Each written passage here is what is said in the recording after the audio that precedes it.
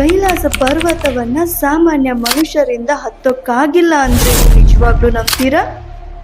ಕೈಲಾಸ ಪರ್ವತದ ಮೇಲೆ ಇವತ್ತಿನವರೆಗೂ ಒಬ್ಬ ಮನುಷ್ಯನಿಗೆ ಕಾಲಿಡೋಕ್ಕಾಗಿಲ್ಲ. ಯಾಕೆ? ನಾಸಾ ಸ್ಯಾಟಲೈಟ್ಗಳು ಕೈಲಾಸದ ಮೇಲೆ ಫೋಕಸ್ ಮಾಡಿದಾಗ ಅವ್ರಿಗೆ ಕಂಡಿದ್ದಾದ್ರೂ ಏನು?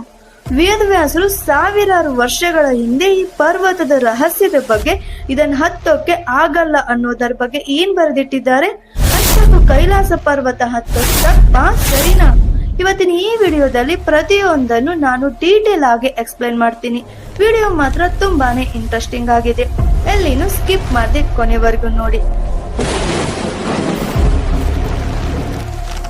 ಗೈಸ್, ಇದಂತೂ ಬರೀ ಒಂದು ಸಣ್ಣ ಟ್ರೇಲರ್ ಅಷ್ಟೇ. ದ ರಿಯಲ್ ಮಿಸ್ಟರಿ ಶುರುವಾಗೋದೇ ಇಲ್ಲಿಂದ. ಸೊ ಫುಲ್ ಸ್ಟೋರಿನ ನೋಡೋಕೆ ಈಗಲೇ ನಿಮ್ಮ ಸ್ಕ್ರೀನ್ ಮೇಲೆ ಕಾಣಿಸ್ತಾ ಇರೋ ವಿಡಿಯೋ ಮೇಲೆ ಕ್ಲಿಕ್ ಮಾಡಿ. ವಿಡಿಯೋ ಮಾತ್ರ ತುಂಬಾನೇ ಇಂಟ್ರೆಸ್ಟಿಂಗ್ ಆಗಿದೆ, ಕೊನೆವರೆಗೂ ನೋಡಿ. ವಿಡಿಯೋ ನೋಡಿದ ನಂತರ ನಿಮ್ಗೆ ಏನು ಅನಿಸುತ್ತೆ ಅಂತ ತಪ್ಪದೆ ಕಾಮೆಂಟ್ ಮಾಡಿ.